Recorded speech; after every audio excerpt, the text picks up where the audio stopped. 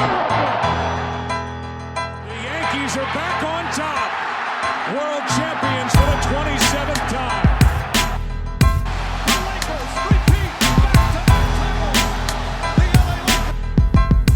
Back to throw Montana. Step up throws. This fight is over. Floyd Mayweather has a knockout victory over Ricky Hatton. Smiling. Oh! He slapped him! Conor McGregor is the new UFC featherweight champion of the world! Oh! Unbelievable!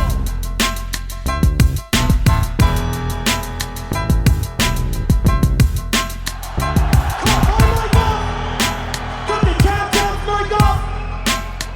Hell no!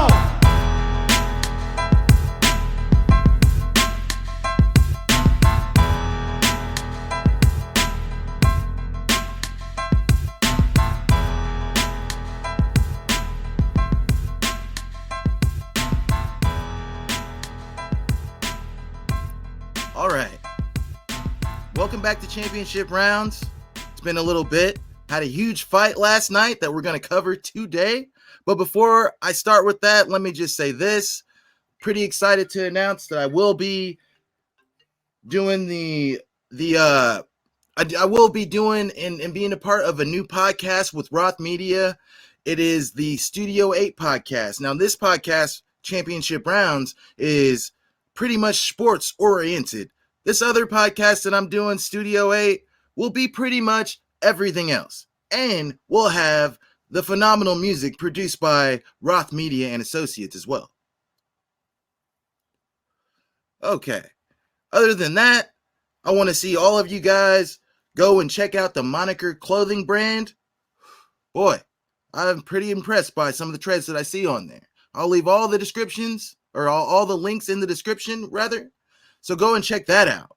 You'll be impressed just like I was, I'm sure. And last but not least, I want to say if you need your carpet care in or around the Muncie, Indiana area, call Workman Carpet Care. They're going to get you done. They're the best around, bar none. All right. Like I said, unpacking UFC 259, as they say across the pond. But here we say 259, so here we go. I got a couple, I think 3 fights I want to touch on that occurred on the early preliminary card here. And the first one is about between Trevin Jones and Mario Bautista. Now, Trevin Jones made his UFC debut on short notice in his last fight. He ended up winning by KO in a fight that he was getting absolutely picked apart and destroyed. All right. But he picked up the knockout only for it to be overturned after he tested positive for the wacky tobacco. All right. He's back in action last night against Mario Bautista, who was flat out the busier striker. The busier striker. Definitely was ahead on the card points. But Trevin Jones again catches lightning in a damn bottle, sits him down with an uppercut, finishes him off on the ground with punches, and that happened at 47 seconds of round 2. You can say what you want about his potential going forward, being Trevin Jones, but the man's 2-0 in the promotion now. So regardless of how high you think his ceiling is, he's going to be around for a little bit. So I don't think he's going to get some huge fight in his next fight. But again, he's 2-0 in the UFC with 2 knockouts at bantamweight. All right. We're going to move along. The next fight I wanted to touch on it was competed at women's strawweight. All right. 2 Brazilian berserkers. All right. On paper. And if you've been following me and been watching these episodes, I've always suggested to everyone to never bet against Brazilian women. They have the best fighters in women's MMA, you know what I mean, by far. You know, there's your wild cards like Weili Zhang, Joanna Jędrzejczyk, Valentina Shevchenko, but the lion's share of the women that are actually great championship level, That's right, Brazilian. Anyways, again, this is two Brazilians competing in this, and it's Amandalimos and Hinata, or Livia, or as she goes, in public, they call her Lavinia, but on Wikipedia it says Livia Hinata Souza. So she looked very, very timid and scared in this one. She goes by the Brazilian gangster, Lavinia does. She didn't look gangster last night. No, she looked very, very scared. And Lemos pretty much stood in front of her and picked her apart. Hit her when she wanted to, wherever she wanted to, pretty much. And if that's the case in a fight, that's the recipe for a finish, and that's precisely what happened. Didn't take long, happened in the first round, 3 minutes, 39 seconds. So, Lemos is looking great. Another win. I think she's like 8 or 9-1, one of the two. So she picks up another win. She usually has cardio issues because the fights drag on. This one didn't go long, so you didn't see none of that. So what I'm saying is, if you think her ceiling's high, wait till she fights somebody that can be in there with her and drag it to the later rounds and has a name. I'd wait for my judgment on that one. All right. But she picks up the win. More power to you, Lemos. Good job. All right.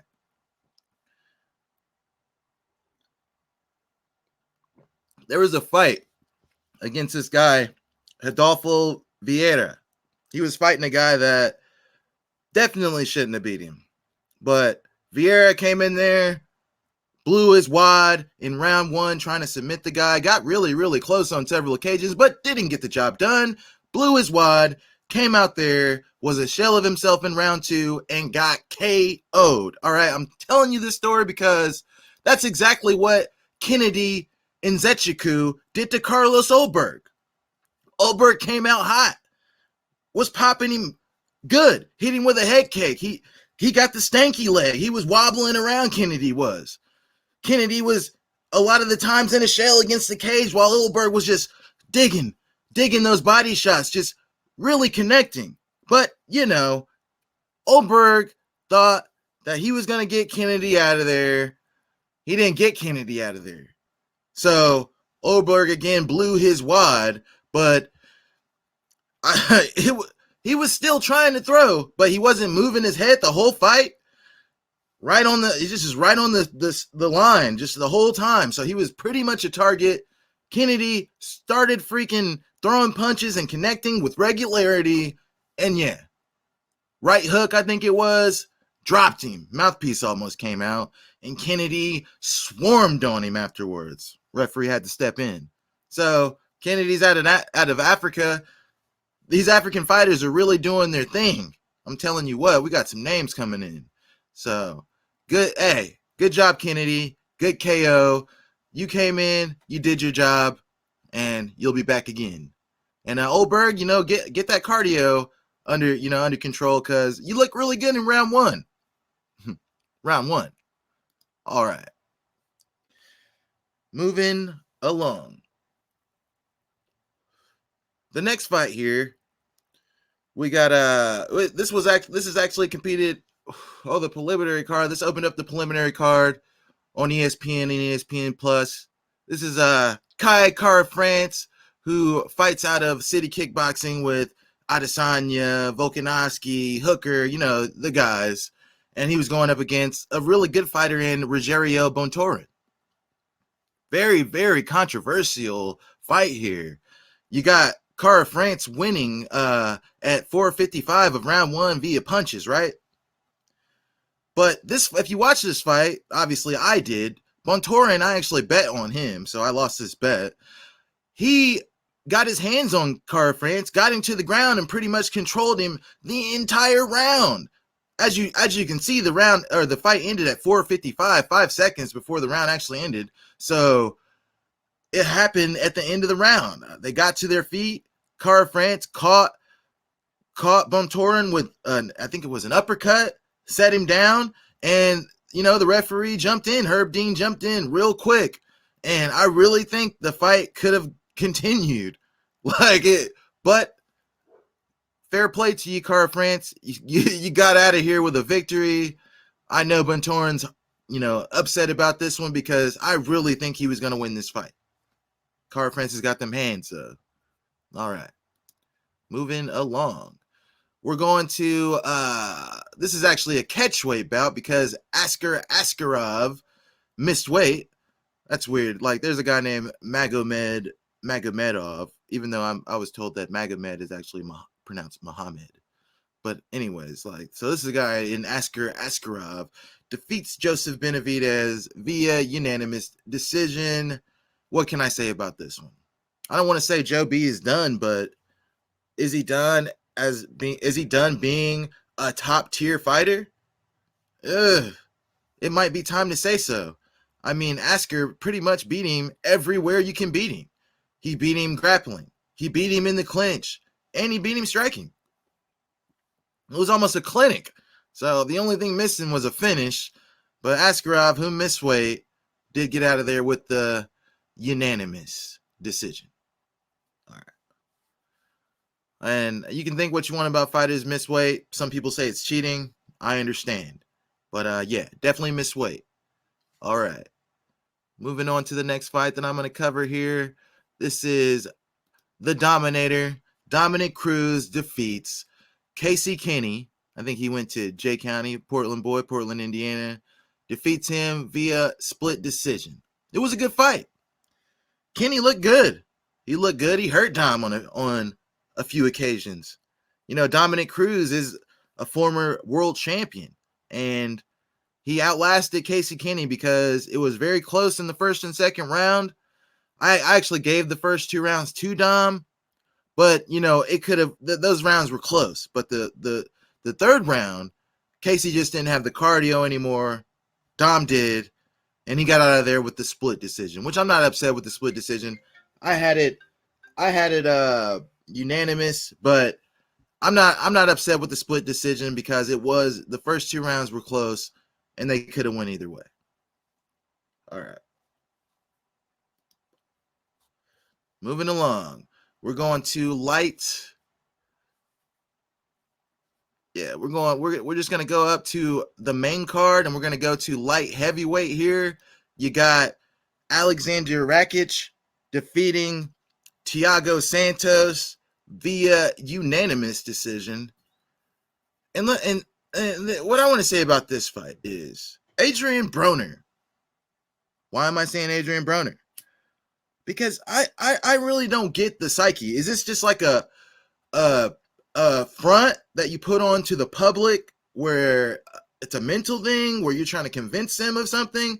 If you don't throw strikes, how are you thinking you won the fight when you're not even really fighting? You're standing there taking photos. You're not throwing. How do you think you won this fight? So in a boring fight, a snoozer.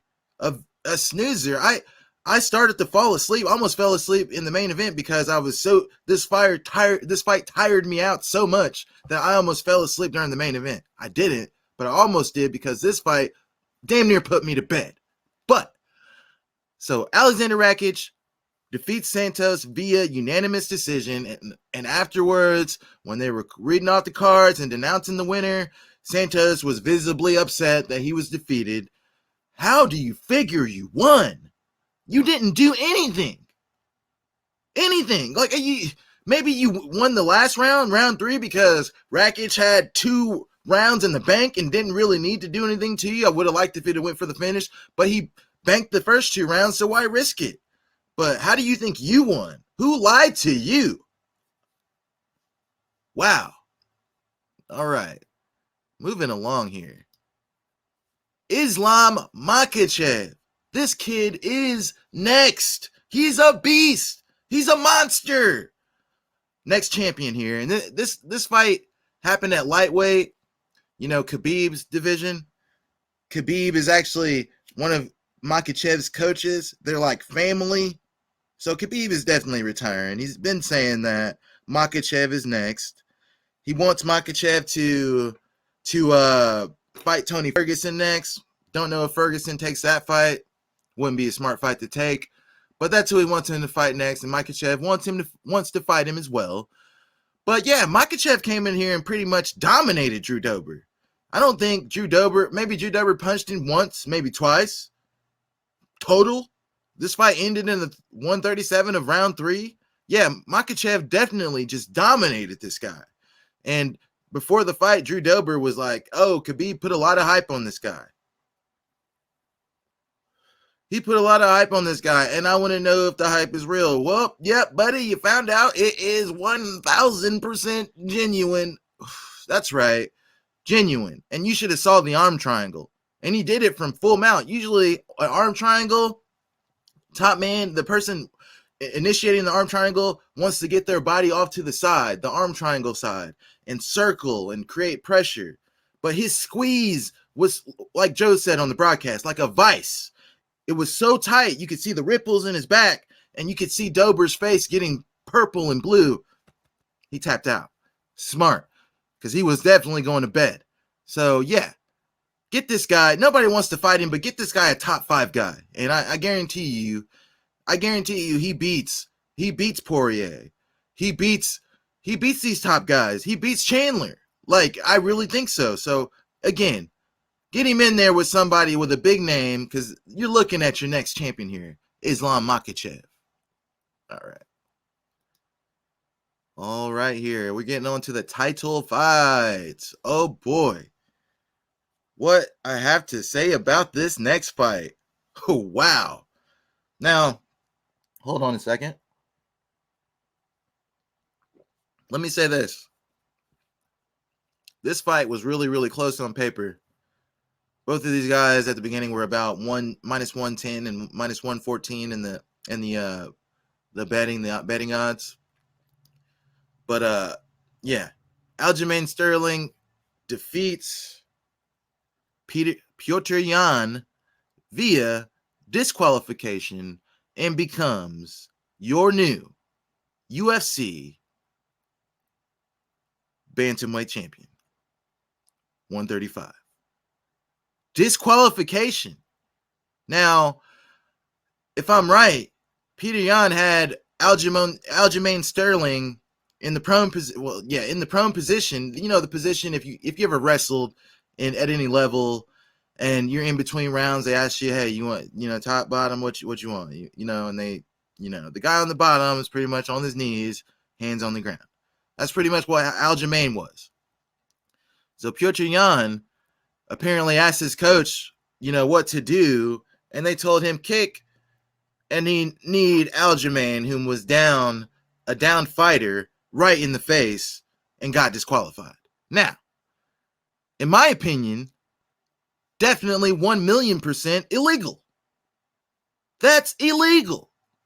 Okay, so he was going to lose points regardless, because the referee just said he's downed. Now, Petr Yan is Russian. His English isn't very good. I don't even know if he's listening to the ref. Neither here nor there. But that's what the referee said. I heard it on the broadcast. Hey, it happened at the Apex. Nobody's in there. You can hear the fighters talking. So, he knees him in the face. Aljo goes down. It probably hurt. But the performance Aljamain Sterling put on after that, get this man some hardware. Oh my goodness.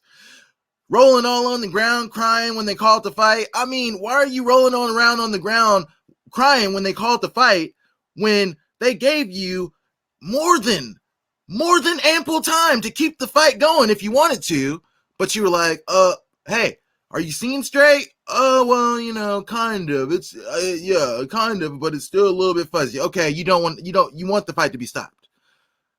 You're not getting up. You're rolling around on the ground. You're laying there. You're telling everybody, you're telling all the necessary people the things that they need to hear to call this one. But then you bawl like a little girl when the fight's actually called. You're the reason why it was called. You're not the reason why you were in that position, but you were the reason why the fight was called. So, spare me. You want to throw the belt on the ground, when they put it on your waist, but then afterwards take pictures hugging people with the belt on your shoulder. You didn't throw the illegal strike. I like you, Aljo. But yeah, get this man some hardware. I ain't talking about the UFC belt. I'm talking about like an Academy Award or something. So yeah. All right. Definitely got to run that fight back. Aljo looked very, very busy rounds 1 and 2, but he started to fade. Piotr started to catch him. I think he dropped him a couple times as well, slammed him.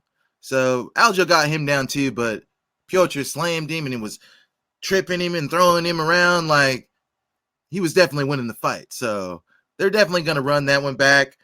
When they were announcing, that Aljo had won via disqualification, Jan puts his hand up, like that. Dana was back there like he wasn't happy with the outcome on the fight. I think he really wanted Aljo to continue, but hey, it's smart. Aljo's next fight will be as a champion. He's going to make a lot more money. Get pay-per-view points. Hey, fair play to you. And you definitely deserve some hardware for that performance, buddy. All right. Let's move on. We're almost done here. Got 2 more fights here. This one was at women's featherweight, a division that really doesn't have a ranking system because there really aren't women in it. They just bring people in to compete at this weight class. Let me not ramble on about that. If you've been following the UFC, you know this. So you got Amanda Nunes. She's coming in against Megan Anderson. Boy, oh boy, oh boy. This was a pretty good card, I think. Aside from Thiago Santos and Rakic, every fight, delivered, in my opinion. In this fight, wow, Megan Anderson didn't even look like she belonged in the cage with the GOAT. No.